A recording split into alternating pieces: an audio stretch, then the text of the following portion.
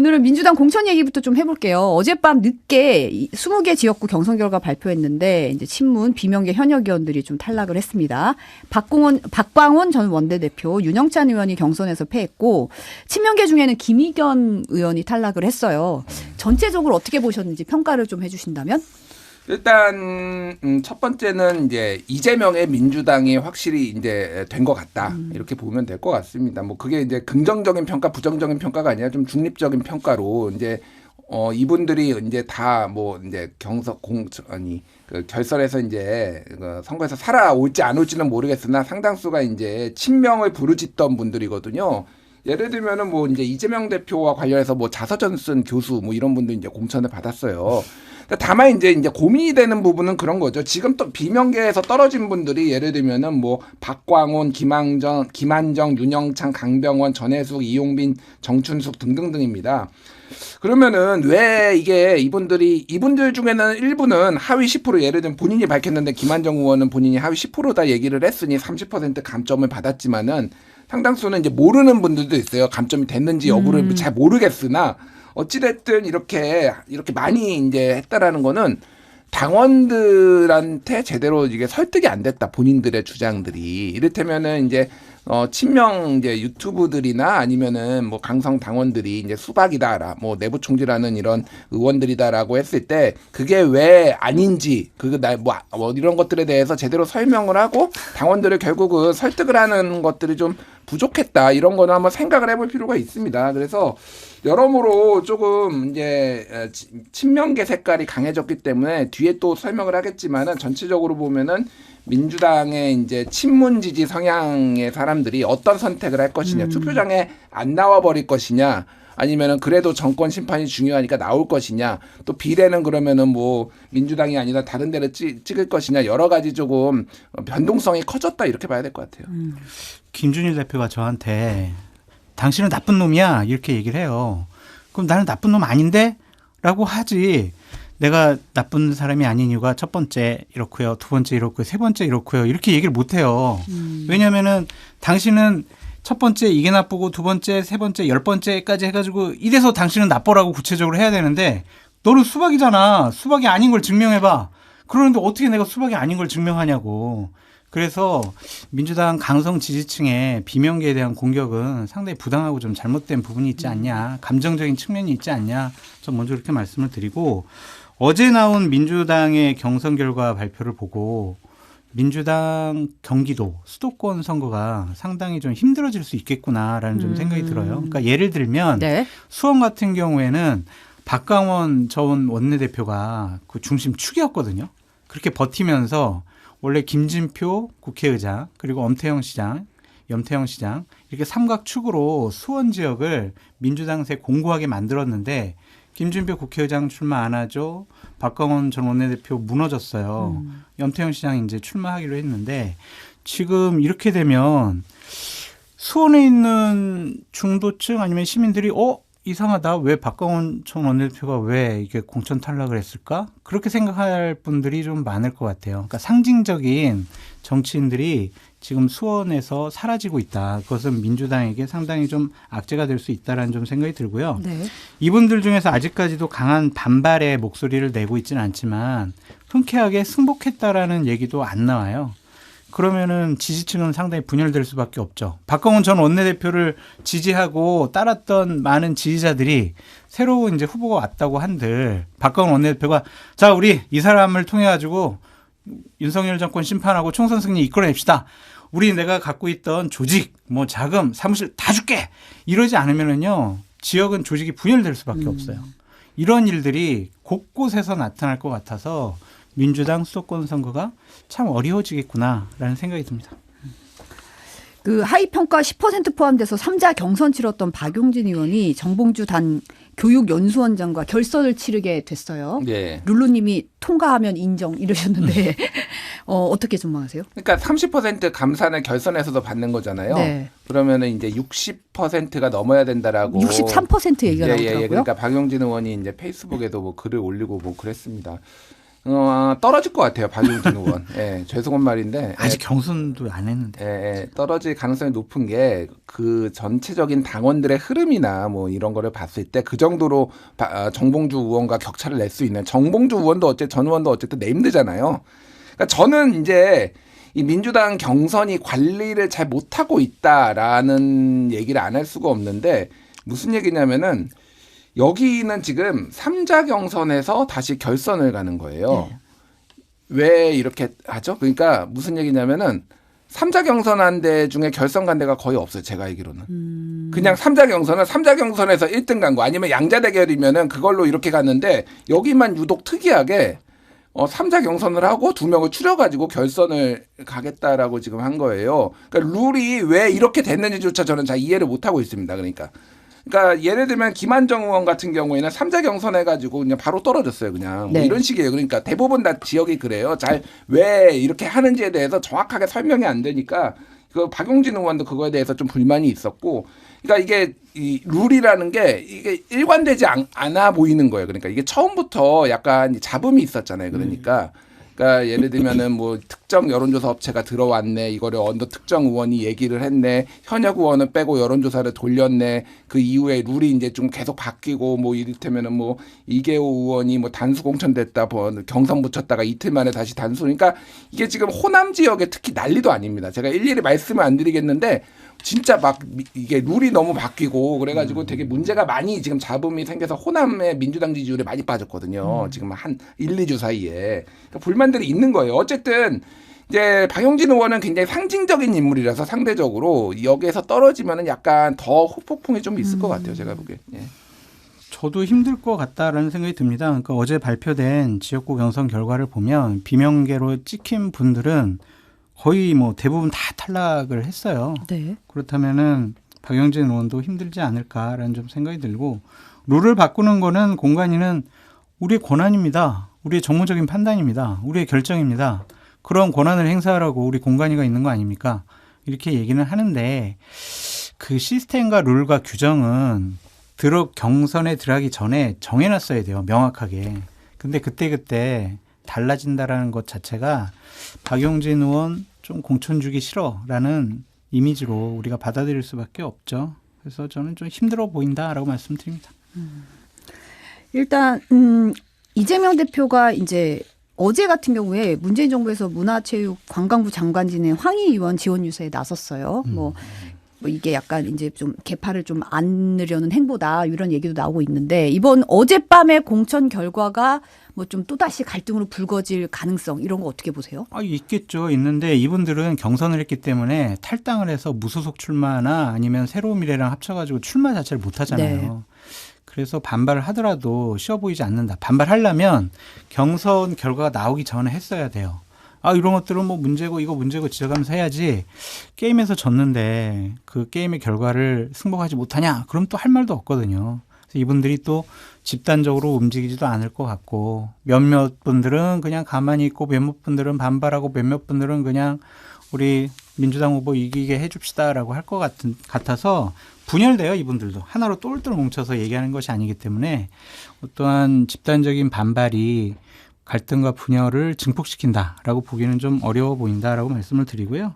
어제 뭐 황희 의원 가서 지원 유세한 거는 말 잘 듣는 친문 세력은 내가 포용하겠다라는 이미지로 보여집니다. 왜냐하면 조국 전 장관과도 같이 선거 연대 연합을 하겠다라고 얘기한 것을 보면 말 안 듣는 친문 세력과는 결별, 말 잘 듣는 친문 세력과는 손잡기, 이렇게 좀 갈라치게 하는 것이 아니냐라는 생각도 들더라고요. 아니, 너무 과도한 정치적 해석을 받는데 아니 당대표가 그냥 뭐 지역 유세 가는 건 당연한 거 아니에요? 그거를 근데 그렇죠. 여기를 가고 저기를 이럴 때 하루는 친명 가고 하루는 전에 친문이었던 데를 가면은 여기로 가면 갈라치기고 여기로 가면은 뭐 근데 친명 북도들인가? 그거는 우리가 일정을 잡을 때 어디를 처음에 갈까 막 이런 것들 되게 고민해서 잡거든요. 그래서 여기 하여튼 문재인 정부 때 장관 지낸 지원 유세 여기 갔다는 것 자체가 그렇게 의미 부여할 수밖에 없어요. 아니 뭐 그렇게 의미를 부여할 수 있는데 그러면 갈 때마다 또 친문 지역 갔네, 이거는 갈라치기인가 아닌가 이런 식으로 평가하는 거는 좀 그런 거. 물론 그거를 의식을 했을 수 있어요. 저는 충분히 그거는 가능한데 이거를 뭐 너무 과도하게 우리 장 소장님이 이제 해석을 하신 것 같고, 그러니까 지금 이제 민주당 주류 이제 지도부 쪽은 전체적으로 보면은 하나는 전선을 외부로 돌리는 거. 그래서 뒤에 뭐 얘기도 하겠지만 이제 저기 국민의힘 관계자나 뭐 고소고발하는 거 이런 거 흐름이 하나가 있고 하나는 어쨌든 지금 확정된 쪽에 이제 지원 유세를 가가지고 거기에서 또 국민의힘을 공격하거나 새로운 의혹 제기하거나 뭐 이런 쪽 흐름으로 이제 가려는 것 같아요. 근데 전체적으로 말씀하신 거에 동의를 하는데 집단 탈당은 없을 겁니다. 다만 이제 예를 들면 이런 거예요. 김한정 의원 같은 경우에 본인이 페이스북이었나 그 SNS에 경선 결과가 나오기 전에 나는 조국 혁신당을 돕겠다. 근데 본인이 예전에 남양주 시장을 출마를 했는데 그때 후원회장을 했다라는 거예요. 그래서 심리적으로 약간 이 친명 이쪽 지도부나 이쪽하고는 좀 거리를 두려는 분들이 상당히 있을 것 같아요. 네. 근데 이재명 대표가 이제 어제죠. 이계호 정책위 위원장이 단수 공천 이제 번복된 사례를 예로 들면서 단수 공천 받으니까 친명됐다가 경선 내니까 비명했다가 다시 단수 바뀌니까 친명으로 쓰는 언론도 있었다. 이게 언론이냐라고 비난을 했어요. 그러니까 어떻게 보면 이제 친명 비명 너무 갈라치기로 이 모든 공천을 보는 거 아니냐 이런 이제 그런 얘기가 나오는 것 같은데 어떻게 보시나요? 그러니까 이거는 진짜 말이 안 되는 게 왜 이걸 언론을 탓하는 게 아니라 왜 단수를 줬다가 왜 경선을 붙인다고 했다가 왜 바꾸죠? 3번을?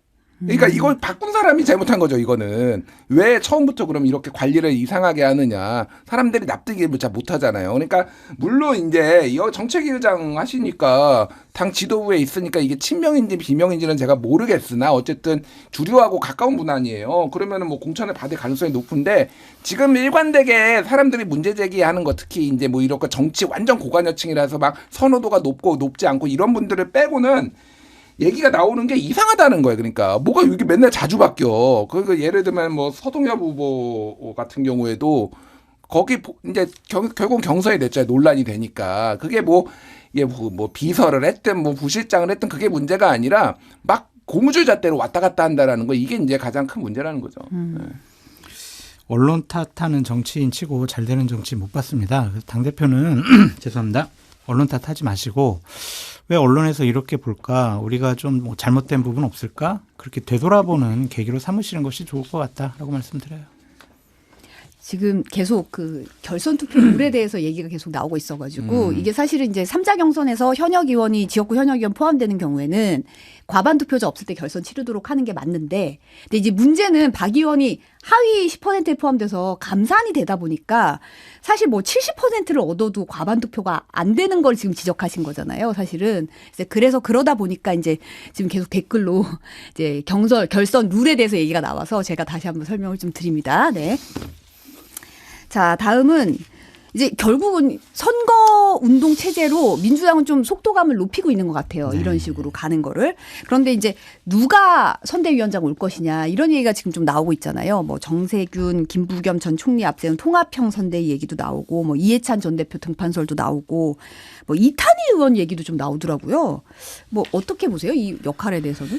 이재명 당대표의 지금까지의 모습을 보면 본인의 책임 하에 선거를 치르겠다라는 생각이 강한 것 같아서 뭐 정세균, 김부겸, 이해찬, 이탄 이런 분들에게 그냥 형식적인 그냥 선대위원장 자리는 주겠지만 본인이 전면에 나서서 선거를 치를 가능성이 높다라고 보여지고 되게 제한적일 것 같아요. 다른 공동 선대위원장들의 역할도 이번엔 명백하게 국민의힘 쪽에서는 이재명 심판하자, 민주당에서는 윤석열 정권 심판하자라는 구도가 강하기 때문에 이것이 그냥 다른 사람으로 이렇게 치환되거나 희석되지는 않을 것 같아요. 그래서 누구를 내세우는 것은 그렇게 중요해 보이지도 않고 선거에 영향을 그렇게 끼칠 것 같지도 않습니다. 본인들 책임 아예 치려고 할 것 같다라는 생각이 들어요. 뭐 통합형 선대위는 조금 어려워진 것 같은 게 통합형이라는 게 뭐 여러 명을 좀 명망가들을 공동 선대위원장 하는 그래서 개파들이 다 이제 안배되는 그런 이유는 좀 힘들어진 것 같습니다. 그래서 뭐 여러 아이디어들이 나오는데 지금 선대위원장으로 선거가 뭐 흐름이 바뀔 것 같지는 않아요. 어떤 분을 하든. 그럼. 예, 그러니까 별로 판도를 바꾸는 데는 큰 변수는 뭐 없을 것 같다. 선대위원장이. 그러니까 이거죠. 저런 분이 와 민주당 선대위원장이 됐어? 나 그럼 민주당 찍어줄래? 이럴 만한 분이 없다 이거죠. 그래서 뭐 민주당에서는 유시민 전 의원을 뭐 선대위원장으로 할까? 뭐 그런 얘기도 솔솔 흘러나오더라고요. 그런 것들은 뭐 지지층을 강하게 결집시키는 거지 중도층 외연 확장은 힘들 것 같아요. 그래서 큰 영향력이 없는 선대위원장 될 것 같다.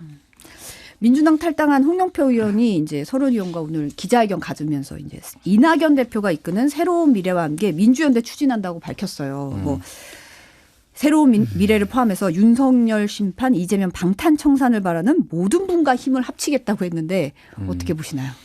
그러니까 새로운 이건 뭐 소위 말하는 지지율이 깡패죠. 지지율이 만약에 깡패다. 새로운 미래가 지지율이 뭐 이렇게 10% 나왔으면 안 갔을까요? 저는 갔을 거라고 봅니다. 그럼 지지율이 일부 여론조사에서는 아예 새로운 미래가 안 잡히는 것도 있어요, 심지어. 예, 그러니까 그게는 1% 미만이라고 이제 보면 될 것 같고 일부에서는 뭐 좀 더 나오는 것도 있고 그런데. 그러니까 지금 이번 선거가 원래는 이제 제3지대가 좀 힘을 받을 거다라고 얘기가 나왔는데 점점 이제 양당 결집으로 가고 있어요. 제3지대가 한번 이제 어그러졌잖아요. 개혁신당에서 이렇게 통합개혁신당이 이제 갈라서면서 그래서 한국 갤럽이 이제 그거를 조사를 하는데 매달 한 번씩 조사를 하거든요. 마지막 1월, 그러니까 매달 마지막 주에 1월 넷째 주에 조사를 한 거 보면은 이제 여당 지지하겠다, 야당 지지하겠다, 제3지대 지지하겠다 이렇게 물어보는 건데 1월 넷째 주에 24%였어요. 제3지대 지지하겠다가. 근데 2월 다섯째 주, 그러니까 2월 말에 물어보니까 이게 16%가 됐습니다. 그러니까 한 달 사이에 8%포인트가 빠졌어요. 제3지대가. 그거 얘기인즉슨 이제 양당으로 결집하고 있다라는 거고 뒤에 뭐 조국신당 얘기 뭐 나오나 오늘? 그 조국혁신당이 그 상대적으로 지지율이 잘 나오는 이유도 이거예요. 우리는 민주당이 지역구를 낸 데에는 후보를 내지 않겠습니다. 1대1 구도가 돼서 승리하길 바란다 이런 덕담했잖아요. 이재명 대표 찾아와가지고 조국 대표가 그 얘기인즉슨 우리는 해로운 정당이 아니에요. 정권 심판하는데 해로운 정당이 아니니 우리를 찍어주세요라고 이제 얘기를 하는 것이고 지금 뭐 소위 말해서 민주당을 지지하는 범진보 진영의 가장 큰 우려는 분열로 3자 구도, 4자 구도가 돼서 국민의힘이 어부지리로 당선되는 거, 수도권이나 이런 데서 이걸 제일 우려하고 있거든요. 새로운 미래가 힘을 못 받는 거죠. 이런 상황에서 이제 당 인지도도 낮아 이런 상황이라면은 아예 그냥 무소속으로 나오는 게 낫겠다. 그리고 뭐 이낙연 대표에 대한 어떤 리더십의 의구심 뭐 이런 것까지 복합적으로 좀 있다고 봅니다. 그래서 지금 전체적으로 저도 얘기를 들어보면은 일단은 민주연대라는 이름으로 처음에는 새로운 미래 당명은 민주연대라고 바꾸는 것까지 검토를 했었거든요. 근데 지금 어쨌든 그 탈당파들이 민주연대, 옛날 친박연대 같은 느낌으로 약간 그런 식으로 조금 네이밍을 해가지고 그냥 무소속으로 돌파를 하고 추후에 뭐 이렇게 총선 이후에 다시 뭐 만나든지 뭐 이런 식의 방향성이 좀 잡힌 것 같아요. 저는 새로운 미래가 길을 잃어버렸다라고 말씀드리고 길을 싶어요. 잃어버렸다. 그러니까 새로운 미래가 지금 내세우는 캐치프레이즈나 목표가 뭐냐면 진짜 민주당을 만들겠다라고 하고 있잖아요. 근데 지금 민주당 지지층이나 중도층 같은 경우에는 윤석열 정권 심판, 윤석열 정권과 누가 더 잘 싸울 거냐 이거를 지금 보고 있단 말이에요. 선명성이 강하니까 조국신당에게 지금 많은 지지세가 모이는 거잖아요. 근데 지금 진짜 민주당 만드는 것이 이번 총선의 큰 화두가 될 것이냐, 중요한 선택의 분기점이냐, 그것에 대해서 지금 새로운 미래에서는 방향을 좀 잘못 잡았다라고 볼 수밖에 없고, 홍영표 의원이 뭐 이렇게 민주연대 결성하겠다라는 것은 혼자 해서는 뭐 답이 나오겠어요. 같이 해도 지금 답이 안 나오는데. 그래서 일단은 세력을 좀 구축하겠다라는 건데 큰 방향에서 민주당을 대신하겠다라는 새로운 미래가 방향과 길과 명분, 그다음에 선거 전략을 상당히 좀 잃어버린 것이 아닌가. 그래서 앞으로도 큰 영향력을 발휘하기 쉬워 보이지 않는다라고 말씀드립니다. 근데 사실은 이제 아까도 그 얘기가 나왔는데 최근에 신조어가 지민 비조? 어려워요. 지역구 민주당 신장식 비례는 변호사가 열심히 밀고 열심히 밀고 계시더라고요. 입에 안 붙어. 아, 입에 안 붙어. 그냥 자기 찍으라고 하면 현장식을 찍어주십시오. 막 이렇게 하는 게 훨씬 안 더 붙어, 안 붙어. 그러니까 이런 선택을 많이 할 거라고 보세요, 그러면? 그거는 여론조사 수치가 그렇게 나오니까요. 수치가 그렇게 나오고 있고, 그러니까 이게 민주당의 이제 더 센 민주당, 매운맛 민주당, 이 이제 그 민주당 지지자 중에 요 포션이 제가 보통 보기로는 한 15% 정도 봐요, 일반적으로. 네.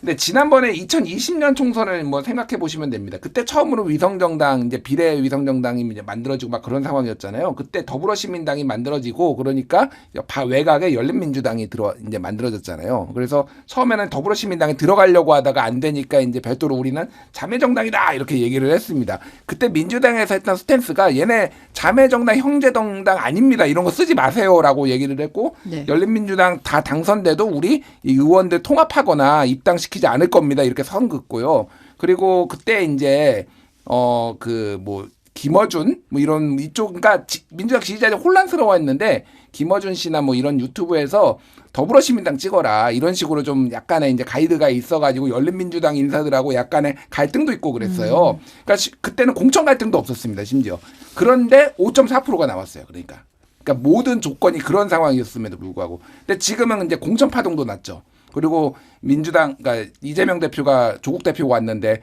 그러니까 윤석열 정권 심판하기 위해서 모든 세력과 손을 잡고 그 중에 조국 혁신당도 있다라고 얘기를 했죠. 뭐 이런 상황인 거예요. 그러니까 그리고 무엇보다도 지금 더불어민주연합이 이 비례 여기에 불만족스러운 분들이 굉장히 많습니다. 민주당 지지자 중에서 왜 진보당하고 손을 잡고 왜 용해인은 또 비례를 2번 하려고 하고 뭐 예를 들면 막 이런 불만들이 이제 섞여 있는 거예요. 이게 그러니까 조금 우리 손으로 우리가 만족할 만한 후보가 나오지 않는다라고 생각하시는 분들 꽤 있거든요. 그래서 그 이탈 흐름이 상당해요. 그래서 민주당이 뭔가 혁신적으로 뭐를 하지 않는 이상 저는 거의 무조건 비례로 2자릿수를 받을 것 같아요. 그러니까 지지율로 저는 10% 이상 보고 있고요. 진짜 바람이 불면은 한 뭐 15까지는 안 가고 한 13? 뭐 이 정도까지는 갈 수도 있겠다. 예.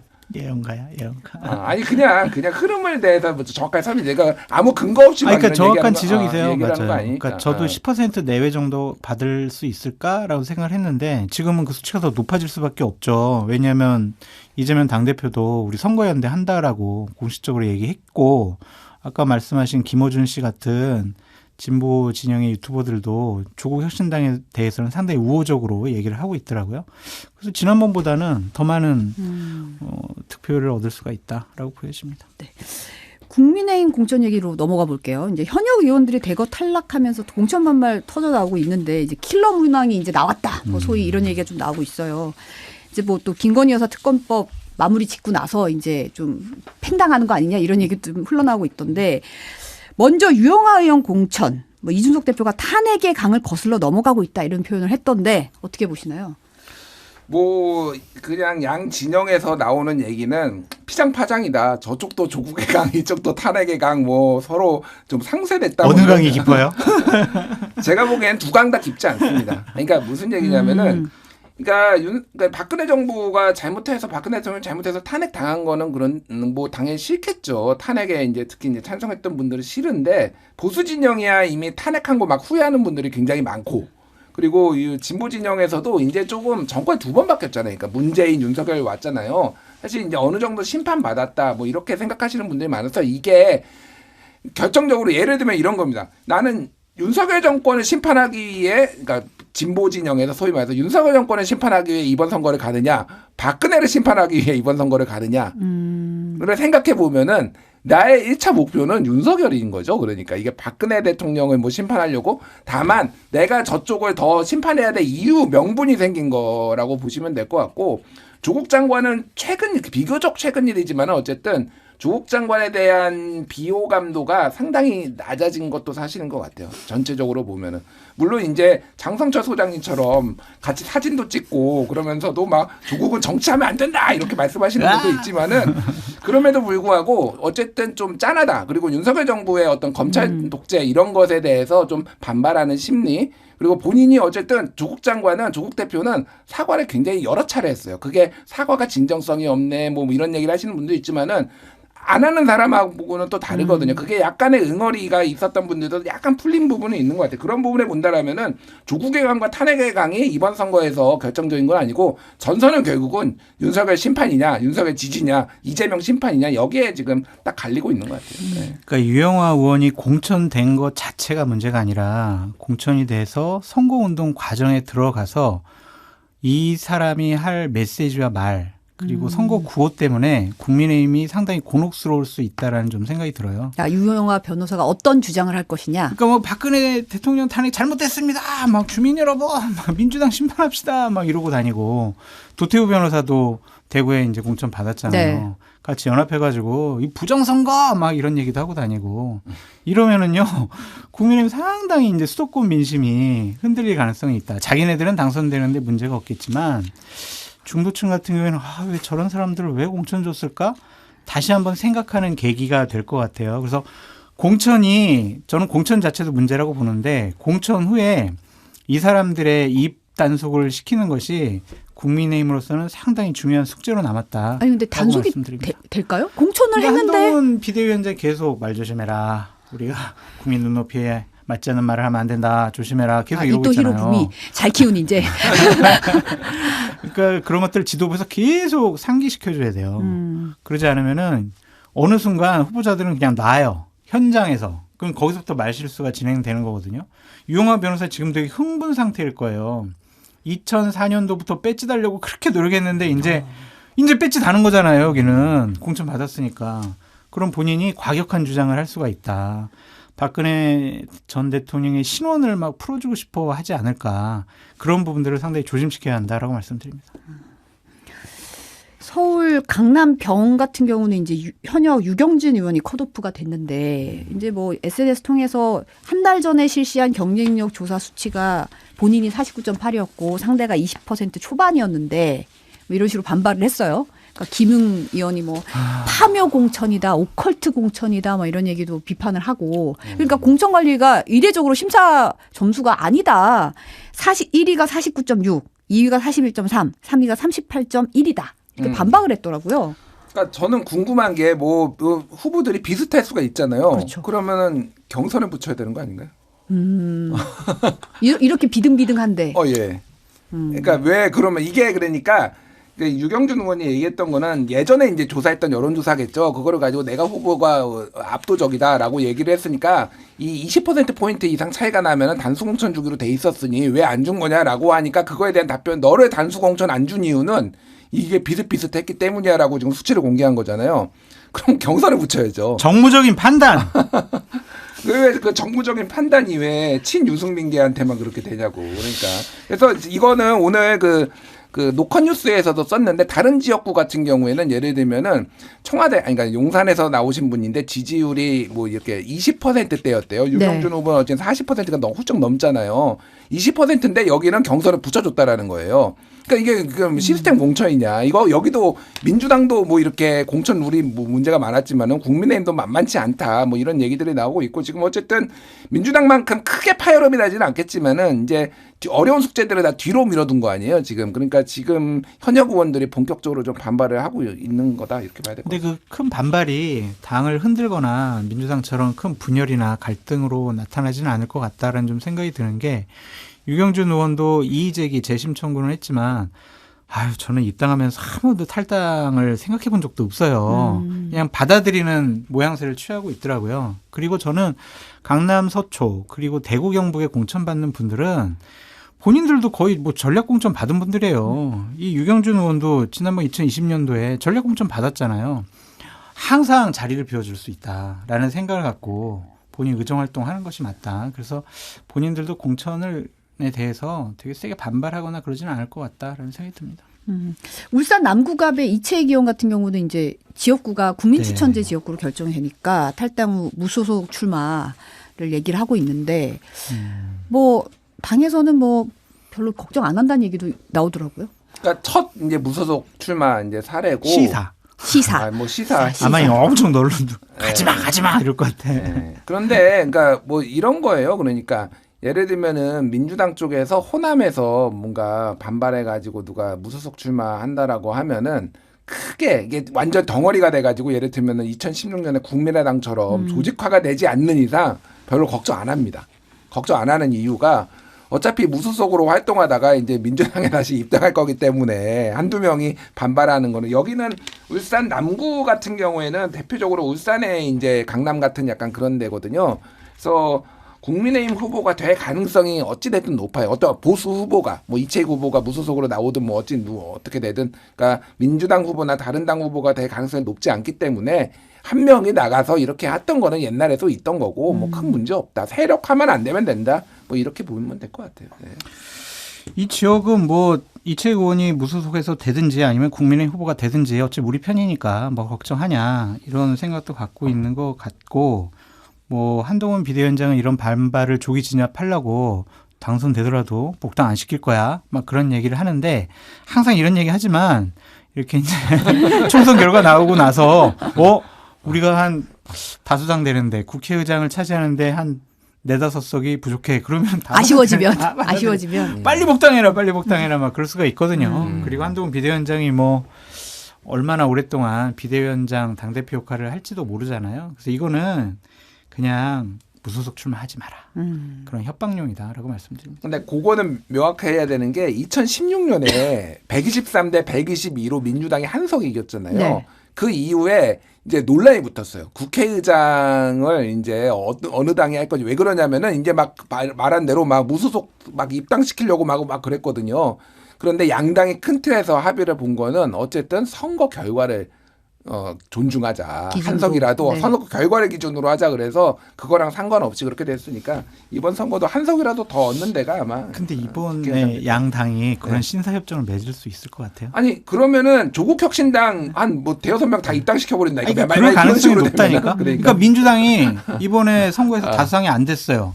그러면 조국혁신당 사람들 안 받아들이겠어요? 국회의장 차지하려고? 그러니까 그러한 합리적인 룰이 다 깨져버렸어. 2020년도 이후에. 그래서 저는 이번에는 무조건 다 최대한 다 자기네 당으로 끌어모을 거다라는 생각이 듭니다. 그리고 그때는 또 당대표가 훌륭했었잖아요. 2016년. 그분 신사적인. 네. 근데 이제 경향신문에서 이런 보도를 했더라고요. 여당 공천 신청 현역 101명을 친윤 키워드로 전수조사했더니 네. 이제 친윤 키워드가 포함된 보도에 100회 이상 등장한 의원 97.8%가 공천을 받았다. 한국일보는 이른바 나경원 연판장이 초선 공천을 갈랐다. 연판장에 서명한 48명 가운데 37명이 단수 공천 받거나 경선 갔다. 이런 보도를 했더라고요. 그러니까 이제 경선이 막 다 끝나고 다 이제 최종적으로 후보가 결정되면은 여러 가지가 드러날 거예요. 예를 들면은 최근에 이제 그 충청도 쪽이나 이쪽에서 국민의힘에 공천 받으신 분들 중에 상당수가 그 윤석열 서울중앙지검장 때 검사들이 다 잡아 넣었던 이명박 정부 때 이를테면은 국정원 뭐 무슨 경찰 뭐 댓글 조작 뭐 이런 분들 있잖아요. 뭐 전 국정원 차장 이런 그러니까 윤석열 검사가 잡아들이고 본인이 대통령이 돼서 다 사면시키고 그거를 한동훈 비대위원장이 다 공천 주고 막 이런 사람들 되게 많아요. 그러니까 적폐들의 귀환이다 뭐 이런 이제 꼬리표까지 있는데 이게 하나씩 다 드러날 겁니다. 사실 지금 굉장히 많거든요. 그런 분들이. 그래서 이것도 마찬가지예요. 그러니까 지금 이제 막상 보면은 이제 이게 민주당이 자기들끼리 싸우느라고 좀 정신이 없는데 좀 전열이 좀 재정비되고 그러면은 이런 것들이 이제 나오는 거죠. 아니 봐봐라 봅니까 다 친윤도 윤핵관들 다 공천받고 이게 뭐냐 정권 심판해야 되는 거 아니냐 이런 전선이 좀 캐치프레이즈가 좀 명확해질 것 같아요. 근데 어쨌든 97.8%면 과학이네요. 친윤 해야 되겠다. 어쨌든 뭐 김준일 대표님 말씀하신 것처럼 3월 22일 날 선관위에 등록이 다 되면 대진표가 쫙 정리될 거잖아요. 네. 그때 아마 총선 양당에 대한 평가가 다시 나올 것 같다라는 좀 생각은 들어요. 지금은 민주당의 분란이 커 보이지만 상대적으로 국민의힘의 공천이 그렇게 썩 좋은 공천, 건강한 공천, 제대로 된 공천인가라는 부분에 대해서는 몇 가지 포인트에서 지적받을 만한 부분들이 있더라고요. 그런 것들이 이제 다시 재평가받고 국민의 선택과 판단을 받겠죠. 어떤 포인트에서? 아까 말씀하신 거잖아요. 본인들이 수사하고 잡아놓고 사면해주고 공천 주고 유영아 씨 이런 공천, 도태우 씨 뭐 경선 됐지만 그런 사람들은 원래는 컷오프 시켜야 될 사람들이에요. 부정선거를 외치고 탄핵은 잘못됐다 막 이렇게 얘기를 하면은 이런 사람들은 당에 해를 끼칠 수 있기 때문에 컷오프 시켜야 되는데 좀 약한 후보들을 뭐 경쟁자로 해놓고 이분들 그냥 다 해줬단 말이에요. 그런 것에 대한 재평가는 분명히 나올 수 있겠죠. 근데 이제 장동혁 사무총장이 오늘 아침에 이제 기자들한테 한 말이 당 지지율과 1위 후보 차이가 10%에 정확히 미치지 않았는데 왜 경선으로 가지 않았느냐. 이게 아까 유경준 후보 얘기인 것 같아요. 예, 예. 그렇게 기계적으로 계산기로 공천할 것 같으면 공관위가 필요 없다라는 말을 했더라고요. 어떻게 보시나요? 이게 시스템 공천 관련해서 이제 얘기가 계속 나오는 거잖아요. 그러니까 자기 부정이고 자가당착이죠. 그러면 맨날 시스템 공천 얘기를 하고 아니 물론 사람이 하는 거고 공천을 저는 무조건 그러니까 시스템 공천이라는 말 자체가 약간 우리는 잡음이 안 나오게 기계적으로 한다라는 그런 느낌이잖아요. AI 공천. AI 공천 그러니까 딱딱딱 수치 넣으면 따다닥 나오는 거.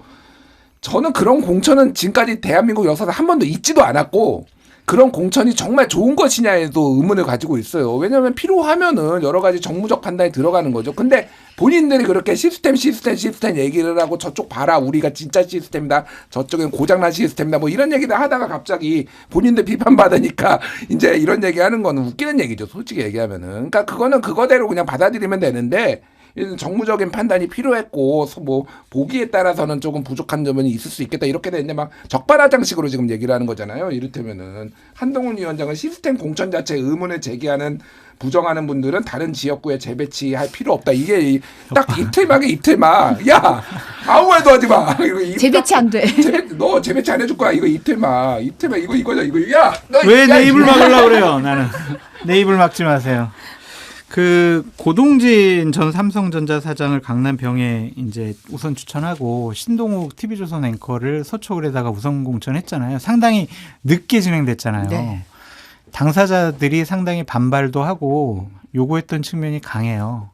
그러니까 약간 좀 수도권에 좀 험지 비슷한 곳에 출마를 시키면 이분들의 인지도와 능력으로 좀 민주당 쪽 의석수를 뺏어올 수 있지 않을까라는 고민을 상당히 공관위에서 많이 했는데 이분들은 아니 그러려면은 난 출마도 안 하겠다. 탈당하겠다. 이런 반발도 좀 있었다고 하더라고요. 그래서 상당히 고심스러운 공천이었는데 항상 공천을 하는 입장에서는 자기 합리화를 할 수밖에 없어요. 원론적으로는 시스템 공천인데 원칙적으로는 자기들 마음대로 공천해요. 그것이 정무적인 판단이라고 하는데 그것이 공관위의 권한이기도 해요. 근데 이 정우택 의원 돈봉투 수수 의혹이 이제 지금 진실 공방이 좀 재점화되는 국면이 보여요. 이제 원래 아니다, 뭐 돌려받았다 했던 분이 이제 돈봉투 전달 영상이 공개가 되면서 이제 그분이 뇌물 의혹 부인했다가 돈 준 것도 사실이고 돌려받았다는 해명도 회유받았다라고 진술을 번복했더라고요. 이거는 사실 잘 모르겠습니다. 그러니까 이게 어느 게 진실인지 여부에 대해서는 잘 모르겠고 어쨌든 지금 경선을 통과해서 지금 정우택 후보가 됐잖아요. 네. 만약에 당선되고 요게 경찰 수사가 들어가서 당선 무효형 나올 수도 있겠다. 이게 사실이라면은 뭐 여러 가지 뭐 쟁점이 있는데 어쨌든 민주당 쪽 후보에서는 상당히 공격할 소재는 되겠다. 이 부분에 있어서 명확하지 않다. 입장이 바뀌었다. 뭐 이런 증거가 있다. 이렇게 좀 공세를 취할 것 같아요. 어디서 어떠한 작업들이 이루어졌는지 궁금하긴 한데 어쨌든 선거 과정 중에서 민주당이 정우택 후보를 공격할 상당히 중요한 포인트를 얻었다. 제가 민주당 후보라면 이 돈봉투를 전달한 카페 사장 이분 선거운동원으로 삼겠어요. 그래가지고 계속 이렇게 막 전략을 추천하시는 겁니까? 그렇게 하겠어요. 그러니까 그거를 이제 정우택 후보 쪽에서 잘 막아야 되겠죠. 그래서 이것도 상당히 좀 재밌게 지켜볼 만한 부분인 것 같아요. 네. 민생토론회 얘기 잠깐 넘어가 볼게요. 그 윤석열 대통령이 오늘 인천에서 18번째 민생토론회를 가졌는데 지금 보수 언론에서도 문제를 많이 제기를 하더라고요. 뭐 중앙일보가 오늘 사설에서 대통령이 여당의 선대 본부장인가라는 사설에서 이제 뭐 상당수가 국회에 법 개정이 필요하거나 민간 기업들의 투자 영역인데 마치 정부가 곧 추진하는 것처럼 남발하는 건 선심성 포퓰리즘이라는 비난에서 벗어나기 힘들다. 동아도 사설에서 선거관리 최종 책임자인 대통령의 행보가 갈수록 과감해지고 있다. 이런 식으로 비판을 했더라고요. 상당히 부적절하고 잘못된 행동을 대통령실과 대통령이 하고 있다라고 볼 수밖에 없습니다. 그러니까 왜 이렇게 조심하지 않는지를 모르겠어요. 조심하지 않는다. 아니 이거 대통령이요 선거 앞두고 이런 식의 지방 행사를 다니면서 여러 가지 공약과 정책을 약속하는 경우는 전 살다 처음 봐요. 한두 군데는 갈 수 있어요. 뭐 그렇죠. 문재인 전 대통령이 2020년도 총선을 앞두고 부산 가덕도 가가지고 가덕도 신고한 보니까 가슴이 뜁니다. 막 이래가지고 당시에 국민의힘 계열의 보수 정당이 얼마나 많이 비판했어요. 근데 이런 식으로 하는 거는 상당히 문제고 정말 나쁜 선례를 만든 것이다. 다음번에 정권 교체가 돼가지고 진보 진영의 대통령이 선거 앞두고 이런 식의 행사 다니면 국민의힘 계열의 보수 정당이 아유 그래요 뭐 대통령이 할 수 있는 일이죠라고 하겠냐고요. 그리고 왜 호남은 안 가세요 왜?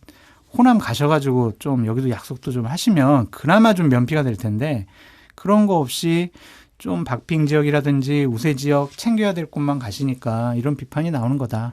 안 하셨으면 좋겠고 대단히 부적절하고 잘못된 일이다라고 비판하지 않을 수 없습니다. 우리나라는 이게 대통령 중심제 이제 상권 분립이 돼 있는 나라인데 사실상 의원 내각제 성격이 매우 강하잖아요. 국회의원들이 입각도 하고 막 그러니까 이거 자체가 좀 뒤죽박죽인 것 같아요. 이런 거에 대해서 이게 가이드라인도 없고 그냥 코에 걸면 코걸이고. 네, 역대 여러 대통령이 이런 논란에 좀 휩싸였어요. 이를테면은 뭐 2020년 총선에서는 재난지원금 이거 돈살포 아니냐 막 이렇게 미래통합당에서 얘기도 하고 그랬잖아요. 근데 그럼에도 불구하고 국민들이 지금은 재난 상황이니까 이게 필요한 거 다 그거 반대해가지고 미래통합당이 막판에 진짜 굉장히 많이 실점했거든요. 제가 말씀드리는 거는 어느 정도 대통령이 하는 거는 조금 뭐 그냥 그러려니 하는데 조금 선 넘었다. 그러니까 이게 약간의 저격수 느낌이 있었어요. 특정 지역에 이렇게 뭐 가덕도 신공항 이렇게 간다든지 뭐 이런 건데 이건 지금 난사입니다. 난사. 나말총을 막 전국에 지금 난사를 하고 있어요. 이런 대통령을 제가 처음 봤습니다. 일단은. 그래서 뭐 800조 원, 900조 원 뭐 얘기가 나오고 있잖아요. 도대체 돈은 어디서 나오니까 그러니까 보수 언론에서도 하나는 대통령의 어떤 중립성 얘기도 하고 있지만은 너무 포퓰리즘이라는 거예요. 그러니까 이게 보수 언론이 진짜 맨날 그러니까 민주당 공격하는 게 좌파 포퓰리즘 하면서 맨날 공격하잖아요. 막 퍼주기 한다 그런데 보니까 대통령이 지금 나라 거덜내게 생긴 거야. 이거 실제로 되면은 그러니까 그런 식의 이제 좀 비판도 좀 있는 것 같습니다. 예. 시크한 매버릭님이 그 돈은 어디서 나오나 하셨고 이민호님이 민생 토론회라고 쓰고 선거운동이라고 불러야 되는 거 아니냐 이런 지적도 하셨는데 그러니까 사실 이제 아까도 얘기하셨지만 호남이랑 강원은 안 갔더라고요. 보니까 경기도가 8번 갔어요. 그래서 이제 국민의힘이 승부처로 삼는 것과 겹쳐서 우연으로 보기 힘들다 이런 중앙일보 지적이 좀 경기도에 1,600만 명이 살고 있기 때문에 뭐 가장 많이 가는 게 아주 이상한 건 아니다라는 말은 하지만은 너무 많이 갔지. 네, 또 해병대 최상병 사건 수사로 이제 외압 행사한 의혹으로 공수처 수사 받고 있는 이종섭 전 국방부 장관이 호주 대사로 임명이 됐죠. 이러면서 이제 좀 논란이 일고 있는데, 그러니까 저 MBC 단독 보도인데 이제 공수처가 이 전 장관을 출국 금지 조치한 것으로 이제 보도가 됐어요. 근데 이제 이게 인사검증 과정에서 몰랐을 리가 없는데 왜 굳이 호주로 보내시려고 하시는지에 대해서 되게 의아하다는 반응이 좀 나오고 있거든요. 저는 출국 금지도 아닌데 전화 보내주시지 진짜. 네. 도피시키려고 한 거 아니야? 이런 비판을 받을 수밖에 없겠죠. 거기다가 뭔가 감추려는 거 아니야? 뭔가 잘못한 거 아니야? 이런 이미지를 주는 것 자체가 대단히 좀 부적절한 조치였다라고 볼 수밖에 없죠. 그래서 왜 이러는지 모르겠어요. 그냥 혹시나 뭐 잘못한 거 있으면 그냥 뭐 수사를 통해서 조사하고 잘못되고 있으면 처벌받고 재판받고 그게 정상적인 나라가 아니냐. 우리 편이 한 것에 대해서는 감추려고 하고 억지로 수사 못하게 하고 조사 못하게 하는 것이 과연 맞는 것이냐. 그런 비판이 가해질 수밖에 없다. 그래서 이렇게 안 하셨으면 좋겠어요. 그냥 정말 제가 보수파를 지지하는 사람이긴 하지만 이건 옳지 않은 행동이다라고 말씀드립니다. 이거는 그러니까 일단 외교부의 해명은 어쨌든 그러니까 요 출국 금지와 관련해 해명된 게 아니라 국방부 장관이 이렇게 호주 대사로 된 것은 호주하고의 군사 협력을 강화하기 위해서 지금 갔다고 얘기를 했잖아요. 어떤 군사 협력이 되는지는 좀 지켜보면 될 것 같고 제가 보기에는 이 부분은 이종섭 국방부 장관은 이종섭이 처벌받는 게 문제가 아니라 이종섭을 못 믿어서 보내버리는 거예요. 그러니까. 오. 예. 못 믿어서? 이 사람이 수사를 받다가 무슨 얘기를 할지 모른다. 제가 보기엔 그렇습니다. 그러니까 이게 왜냐면은 처음에 이 사건이 벌어졌을 때 외유 중, 그러니까 출장 중이었어요. 그래서 차관이 이거를 하고 나중에 이제 들어와서 요 흐름을 파악을 했단 말이에요. 사실 그리고 이제 경질이 되는 이 과정을 봤을 때는 이 사람을 보호하기 위해서 그런 게 아니라 이 사람이 잘못 말해가지고 불똥이 튀는 것을 막기 위해 보내버린다라는 느낌을 받았어요. 저는 뭐 이건 봐야 되겠지만 어쨌든 이상하죠.